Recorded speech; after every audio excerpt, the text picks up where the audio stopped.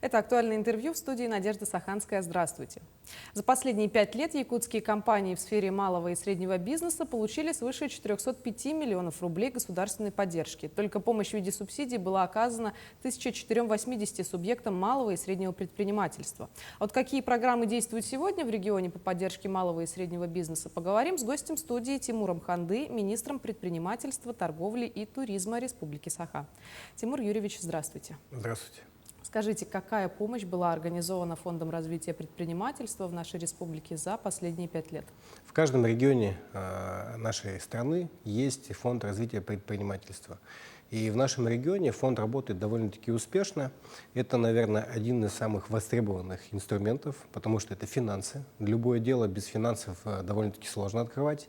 И основная, наверное, изюминка нашего фонда в том, что он выдает льготные кредиты, льготные займы под проценты. Сегодня это универсальный кредит под 8% годовых, тогда, когда банки выдают уже свыше 20%. Для любого предпринимателя проценты – это очень важно. И льготные кредиты, безусловно, пользуются очень большим спросом. С 2018 года по текущее время выдано 1328 займов на общую сумму более 2,8 миллиардов рублей. Это на самом деле очень хороший показатель, возвратность тоже очень высокая. И многие предприниматели с большим удовольствием пользуются этим инструментом, потому что это по-настоящему государственная поддержка. Помимо того, что есть займы, есть еще и поручительство. Поручительство – это инструмент, когда у предпринимателя, к сожалению, на момент открытия, возможно, своего дела нет залогового фонда, он не хочет закладывать квартиру, машину, и это и есть поручительство, когда фонд предоставляет поручительство перед какими-то другими банками для того, чтобы не закладывать какое-либо имущество. На самом деле это очень хороший инструмент, за это время наверное, около 700 договоров было оформлено, и общая сумма кредитного портфеля предпринимателей, которые воспользовались этой услугой, составляет около 10 миллиардов рублей. На самом деле это инструмент действующий, многие предприниматели этим пользуются, и многие на самом деле еще не знают об этом. Поэтому мы при любом возможности всегда рассказываем об этих инструментах. Это отчасти напоминает инвестиции в рамках поручительства предпринимателей? Но в любом случае предприниматель тратит свое время, это уже инвестиции, деньги, которые он берет взайм перед банками, перед Фондом развития предпринимательства, это те же инвестиции, только в малых объемах. Очень важно понимать, что система поддержки должна быть выстроена полноценно. Если мы, допустим, сейчас говорим о фонде, а это суммы до 5 миллионов рублей, до 3-5 лет, потому что от разных продуктов зависит срок выдачи займов. Разумеется. Скажите, а вот сколько граждан получили господдержку по различным программам? Ну вот благодаря президенту Российской Федерации Владимиру Владимировичу Путину сегодня у нас реализуются национальные проекты. Наше министерство формирует государственную программу, называется «Малое и среднее предпринимательство», которая реализовывает два национальных проекта. Это проект национальный «Малое и среднее предпринимательство», туризм и индустрия гостеприимства. В этом году, благодаря национальному проекту «Туризм и индустрия гостеприимства», мы получили поддержку в виде федеральных субсидий на сумму 67,7 миллионов рублей для туристического оборудования и 130 миллионов рублей для строительства некапитальных модульных кемпингов, глэмпингов. Именно это новый номерной фонд и это инфраструктура. Сегодня уже все получатели субсидий через конкурсную основу получили данные средства. И на самом деле это тоже очень хороший инструмент. Здесь мы должны сказать то, что предприниматели не просто так получают. Да, они безвозмездные, но есть условия, что они должны софинансировать со своей стороны 50%. Это говорит о том, что в любом случае деньги будут использованы эффективно. И, знаете, это по национальному проекту «Туризм и индустрия гостеприимства». Еще тоже немаловажный проект, наверное, даже важный, это малое и среднее предпринимательство, национальный проект. Здесь у нас тоже ежегодно, мы там уже давно участвуем. Если по туризму мы впервые в этом году участвовали и победили, то национальный проект «Малое и среднее предпринимательство», он уже давно реализовывается на территории нашей республики. Здесь у нас предусмотрены субсидии в размере 31,9 миллионов рублей рублей на социальное предпринимательство, где могут еще принимать участие и молодые предприниматели. В этом году поддержку получили 64 субъекта малого и среднего предпринимательства. География абсолютно большая, это вся республика. И здесь безвозмездные гранты на ведение своего дела до 500 тысяч рублей и до 1 миллиона рублей, если эта деятельность ведется в арктической зоне. Это хороший тоже проект. Помимо этого, есть институт развития, называется «Центр «Мой бизнес». Он тоже действует в рамках национального проекта. Здесь идет образовательно-информационная работа. Мы обучаем предпринимателей. Более 20 тысяч консультаций с 2018 года были предоставлены для желающих. Туда входят и субъекты малого и среднего предпринимательства, то есть малый бизнес. Туда входят физические лица, туда входят самозанятые. Здесь мы помогаем нашим желающим получить образование бесплатно, получить на конкурсной основе услуги, бизнес-услуги, разработка бизнес-планов, разработка бренда, разработка сайта, что-то еще. Поэтому здесь центр «Мой бизнес» является, наверное, локомотивом. Он находится на передовой и представлен на сегодняшний день в 26 муниципальных образованиях нашей большой республики. Это, безусловно, очень удобно для тех, кто хочет начать свое дело в малом или среднем бизнесе. А вот какие отрасли наиболее привлекательны у нас в регионе? Ну, смотрите, регион у нас большой, поэтому говорить о производстве всегда было сложно из-за трудной транспортной логистики. Но здесь нужны новые подходы. Сегодня мы делаем большой акцент, благодаря тем же национальным проектам, на местное производство. Здесь есть вопрос санкций. Я могу смело сказать то, что благодаря санкциям у нас открываются новые производственные ниши, и наши предприниматели успешно их занимают. Понятно, что есть внутренний продукт, есть продукты на экспорт, но сегодня мы, наверное, больше делаем акцент о внутреннем потреблении. Мы должны создавать продукты для нашего населения в первую очередь. Я не говорю сейчас только о пищевой промышленности, сейчас я говорю и о ювелирной, о промышленности, о любой другой. В том числе сектор IT на сегодняшний день, он довольно-таки популярен, и говорить о том, что это перспективное направление, будет правильно.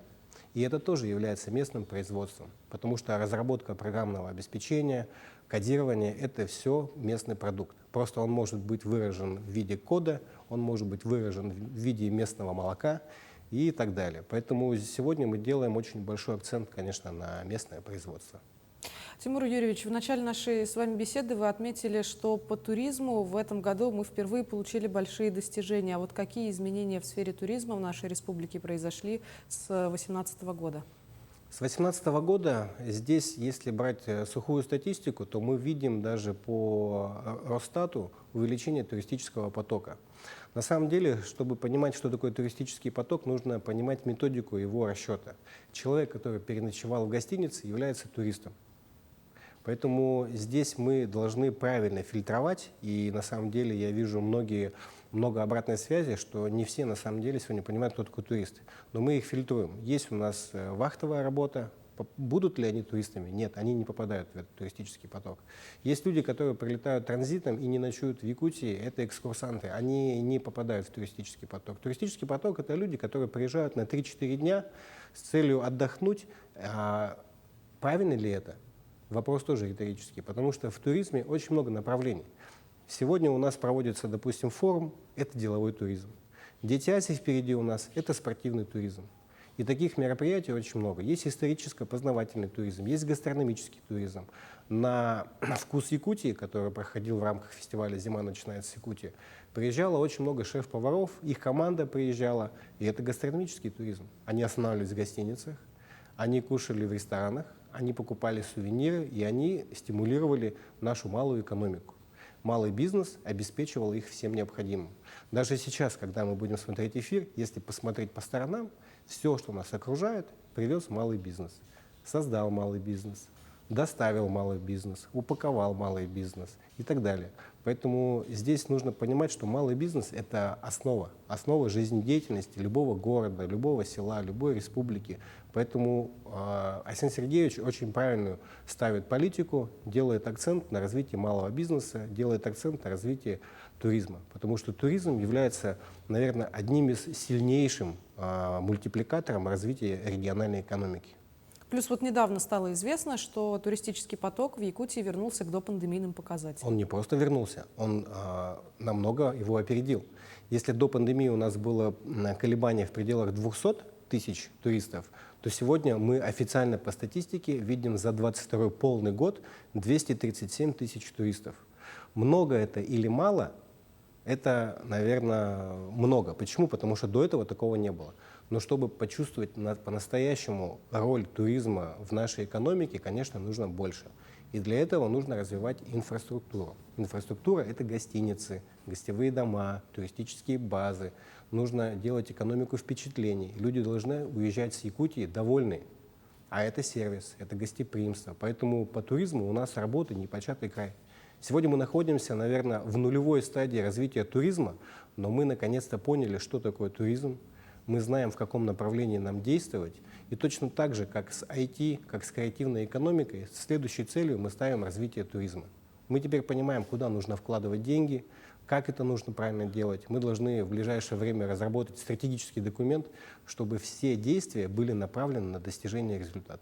Получается, наша республика готова принять вызов, под эгидой туристов много не бывает. Мы не просто готовы, мы уже приняли этот вызов. Мы ставим перед собой очень амбициозные цели, что ближе к 2030 годам у нас должен быть поток не менее 1 миллиона человек, которые приезжают сюда именно с целью туристической деятельности. Это, опять я напомню, это может быть деловой туризм, спортивный туризм, гастрономический, любой вид туризма.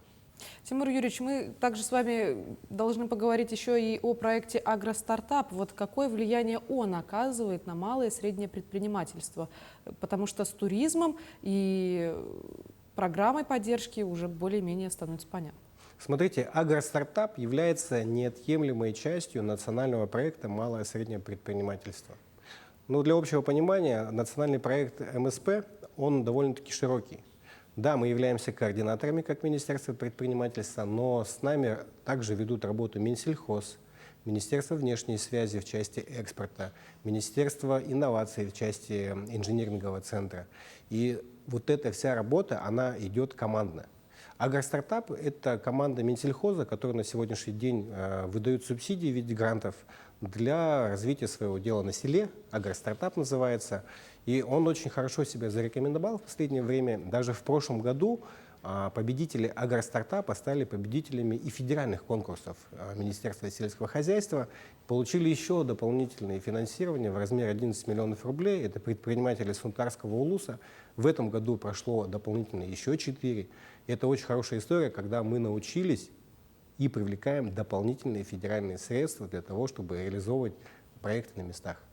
Агростартап в данном случае является именно примером, как можно из обычного дела на селе сделать очень хороший прибыльный проект. И ведь это подстегивает, мотивирует заниматься проектами и предпринимательством далее. Тимур Юрьевич, я благодарю вас за то, что нашли для нас время и ответили на очень волнующий вопрос. Спасибо. Напомню, вы смотрели актуальное интервью. До встречи в эфире.